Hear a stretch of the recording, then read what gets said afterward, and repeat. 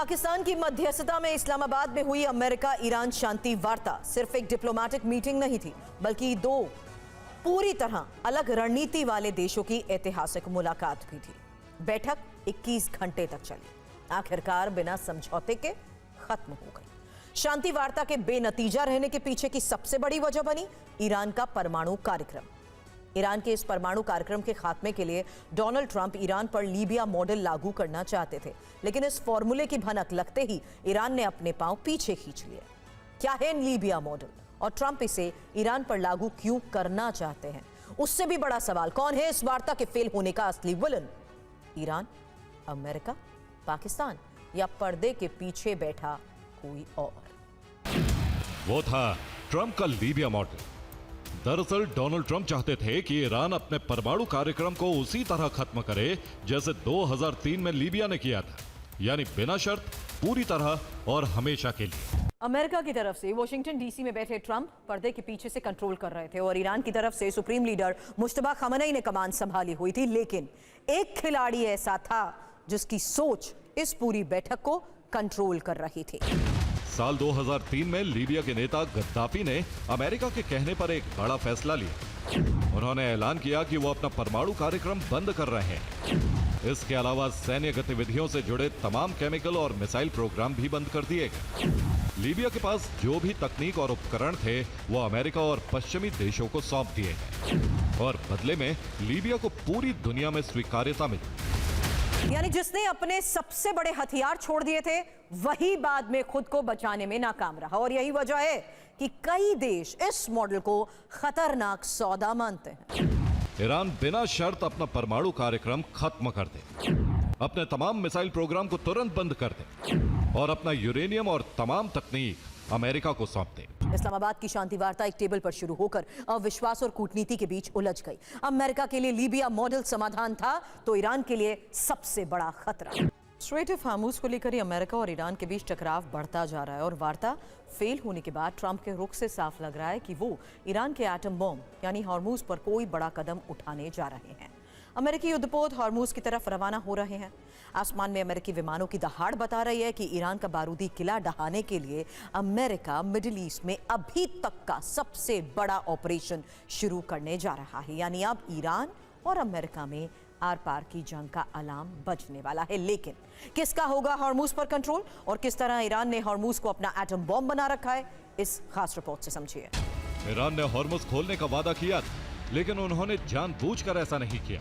इससे दुनिया भर के कई लोगों और देशों में चिंता और अव्यवस्था फैली। ईरान का कहना है कि उन्होंने पानी में बारूदी सुरंगें बिछाई, जबकि उनकी पूरी नौसेना और उनके अधिकांश बारूदी सुरंग बिछाने वाले यंत्र पूरी तरह से नष्ट हो चुके हैं। हो सकता है उन्होंने ऐसा किया हो, लेकिन कौन जहाज संचालक ऐसा जोखिम लेना चाहेगा? ईरान और उनके बचे खुचे लीडर्स की प्रतिष्ठा को भारी बदनामी और स्थायी क्षति पहुंची। लेकिन हम इन सब बातों से ऊपर उठ चुके हैं। जैसा कि ईरान ने वादा किया था, उन्हें इस अंतर्राष्ट्रीय जल मार्ग को जल्द से जल्द खोलने की प्रक्रिया शुरू करनी चाहिए। बैठक अच्छी रही, अधिकांश बिंदुओं पर सहमति बन गई, लेकिन एकमात्र महत्वपूर्ण परमाणु मुद्दे पर सहमति नहीं बनी। बहुत जल्द अमेरिकी नौसेना हार्मज़ में प्रवेश करने या बाहर निकलने की कोशिश करने वाले सभी जहाजों की नाकाबंदी शुरू कर देगी। मैंने अपनी नौसेना को अंतर्राष्ट्रीय जल क्षेत्र में ईरान को टोल चुकाने वाले प्रत्येक जहाज की खोज और उसे रोकने का भी निर्देश दिया है। जो भी ईरानी हम पर या जहाजों पर गोलीबारी करेगा उसे जहन्नुम में भेज दिया जाएगा। ईरान ने हार्मज़ को सील कर दिया है। अमेरिका अरब सागर को सील करेगा। ईरानी टैंकर को गुजरने नहीं दे रहा है। अमेरिका ईरान की तेल से होने वाली कमाई को रोक देगा। ईरान का तेल व्यापार पूरी तरह से ठप करने का प्लान है। ईरान की अर्थव्यवस्था तेल की सप्लाई पर ही निर्भर करती है। इस्लामाबाद में ईरान और अमेरिका के बीच हुई वार्ता का नाकाम होना पश्चिम एशिया में आने वाले सबसे बड़े सामरिक और राजनीतिक तूफान की आहट है। 21 घंटे चली बातचीत के बाद जब दोनों पक्ष बिना किसी समझौते के लौटे तो ये साफ हो गया कि अब मामला बातचीत की मेज से निकलकर जंग के मैदान की तरफ बढ़ रहा है। अमेरिकी राष्ट्रपति डोनाल्ड ट्रंप वार्ता विफल होने पर धमकी दे रहे हैं। चारों तरफ से ईरान की घेरेबंदी करेंगे और ईरान में जो कुछ बचा है उसे पूरी तरह खत्म कर देंगे। ट्रंप जिद पर अड़ गए कि वो किसी भी सूरत में ईरान को परमाणु बॉम्ब नहीं बनाने देंगे। दुनिया अब इस बात को लेकर चिंतित है कि आगे होगा क्या। क्योंकि ये टकराव सिर्फ 2 देशों तक सीमित नहीं रहेगा, बल्कि इसका असर पूरी दुनिया पर पड़ सकता है। यूएस ईरान वार्ता नाकाम, अब क्या होगा अंजाम? सबसे पहले सैन्य मोर्चे पर हालात तेजी से बिगड़ सकते हैं, जहां ऑपरेशन और हमले ज्यादा आक्रामक हो सकते हैं। दूसरी तरफ अंतर्राष्ट्रीय संबंधों में नए गठजोड़ और तनाव उभर सकते हैं, जिससे दुनिया 2 धड़ों में बढ़ सकती है।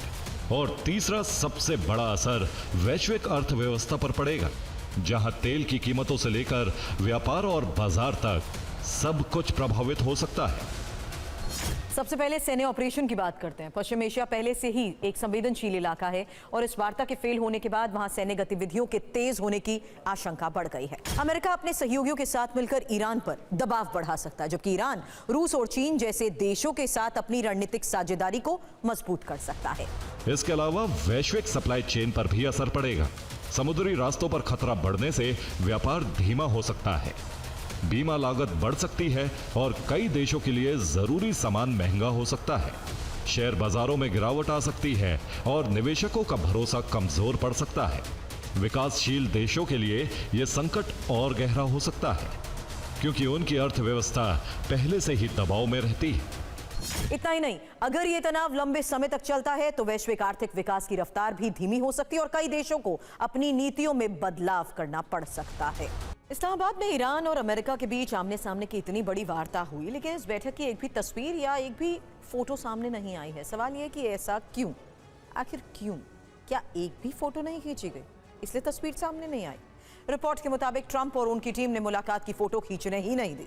सवाल यह है कि आखिर ऐसा क्यों किया गया? इसके पीछे अमेरिका की क्या चाल है? दरअसल ट्रंप को पहले ही पता था कि किसी डील की संभावना बहुत कम है। अगर कोई समझौता नहीं हुआ तो फेल वार्ता की तस्वीरें दुनिया के सामने आएंगी। इन तस्वीरों की वजह से हमेशा अमेरिका की बेइज्जती होती रहेगी। प्रथम विश्व युद्ध के बाद केलॉग ब्रायंट संधि हुई थी। इसमें तब के अमेरिकी उपराष्ट्रपति चार्ल्स डॉवेज शामिल हुए थे। यह समझौता सफल रहा था। अब अमेरिका के साथ वार्ता में अमेरिकी उपराष्ट्रपति जेडी वेंस शामिल हुए। यह वार्ता पूरी तरह से विफल रही। ईरान परमाणु हथियार बनाना चाहता है, लेकिन ईरान को कभी भी ऐसा नहीं करने देंगे। ईरान में जो भी बचा है उसे तबाह करेंगे।